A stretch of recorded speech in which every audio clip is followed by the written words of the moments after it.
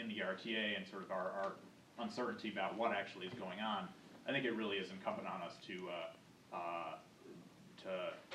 be hammering on that push for transit and contacting county executives and doing everything we can to get the word out about the situation. Yeah. Are these appointees committed to seeing the RTA passed? I understand they're representatives, but I don't know enough about them. But at least, is everybody marching in the same direction? Do we know that? No.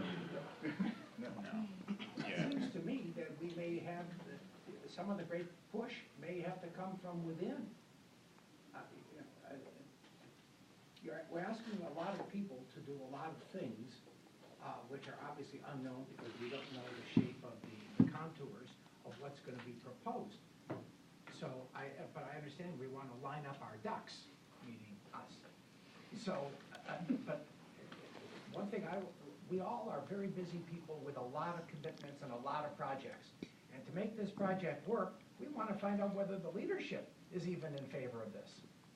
And I'm skeptical, knowing that there was appointments by Brooks and Hackle who are, at best, lukewarm when dragged to the fire.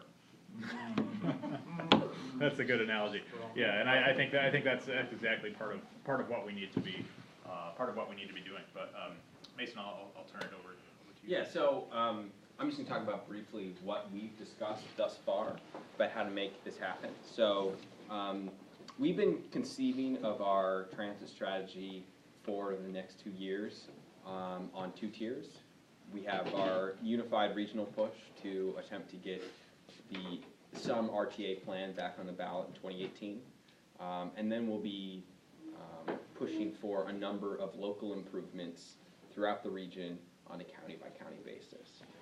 So as far as the regional push is concerned, we've begun to structure a broad outline of an organizing strategy around a couple of key points. The first is forcing the officials who are more movable to take strong public stands in support of putting it back on the ballot as soon as possible.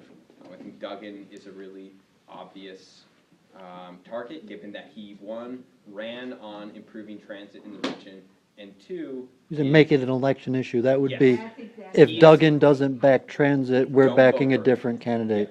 Because he is politically vulnerable to being pushed around, given that he is up for re-election.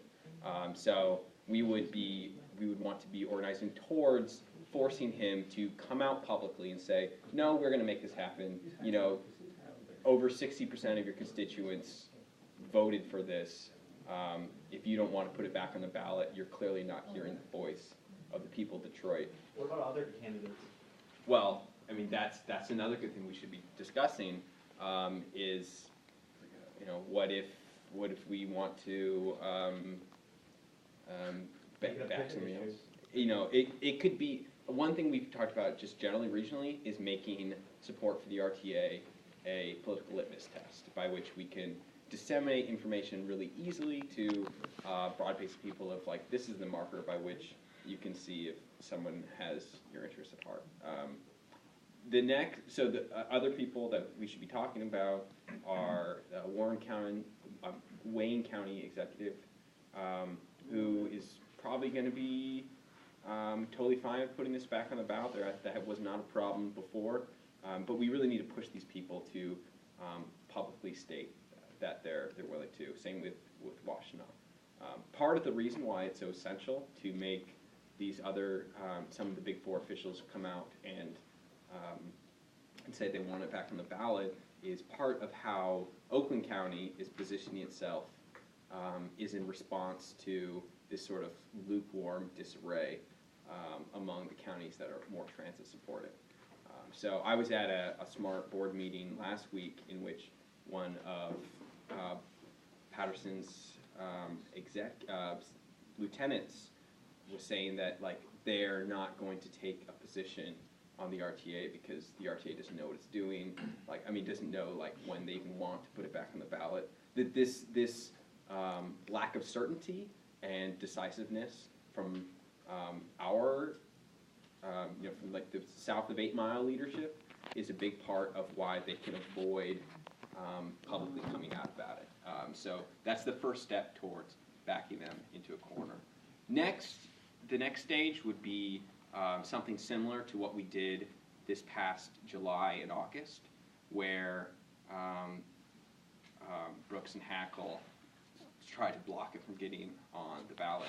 And we basically had supporters flooding their offices with letters, tying up their phone lines for days, and gathering large numbers of signatures. That was fun. It was. And, It did work. it did work. And we can be, lobbing questions about them about this every single time they have a public appearance, until we get some progress on that. So the petition is kind of our first stage of doing this, of gathering a contact list of supporters who are potentially willing to go to the next step as far as contacting their reps in person. But really, we're just going to be, over the next year or so, having a concerted regional push to try to make sure we get this back on the ballot. In the meantime, we are also going to be running a number of local campaigns, which is part of what we're also going to be discussing tonight in smaller groups, to improve local service. So for Wayne County, the campaign that we are most excited about is pushing to have a countywide local service millage.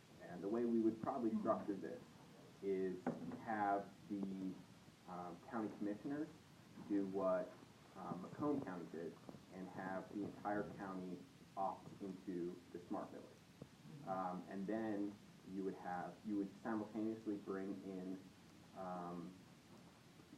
some of the opt-out communities in Western Wayne and improve service throughout. But then we would also set up a legal structure within the revenue collection such that all the funds raised in Detroit would then be redirected back into DDOT. And this, I'm told this would raise around $100 million just for DDOT every year, which would more than double their existing budget and would go a long way to improving local service throughout the city. One of the main and most valid criticisms from Detroiters about the RTA plan is it did very little for local bus lines where you're having to wait like 45 minutes to an hour in between anyway. I think that was sort of, I think the point of the RTA was not to build up the local service, but to link the different segments of local service that were fragmented around the region. But I think conceptually, it's easier to make the case to people that they should support this greater regional system once we've already worked out the failures of and the inadequacy of local bus lines to begin with. Because, I mean, it totally makes sense to not want to support paying into a rapid bus line all the way up to Pontiac if my bus only comes every hour. So that's going to be one of our main Wayne County campaigns. And we'll be discussing what are some steps to make that a reality. For Oakland, it's looking like our best bet is opt-in campaigns in cities and townships that for the RTA but currently have no service. So we'll be talking about that in greater detail. Macomb is a little more up in the air, given that the entire county has already opted into SMART, but has some long-term issues with having a transit-supported leadership, to put it kindly. So we'll possibly be talking about different ways of making transit issues more salient to elected officials, and the steps we could take in that county as well, to make support for transit a political litmus test. For Washtenaw is also another county we'll need some more free-flowing discussion about what we need. The block-to-knock connection is something that a lot of people would like to see. We've been talking about maybe doing some practice rounds of that before the RTA that are less expensive as far as connecting up some of the western Wayne cities with both AAA and with SMART, so there's more bus lines moving between, just so people can get between counties at all.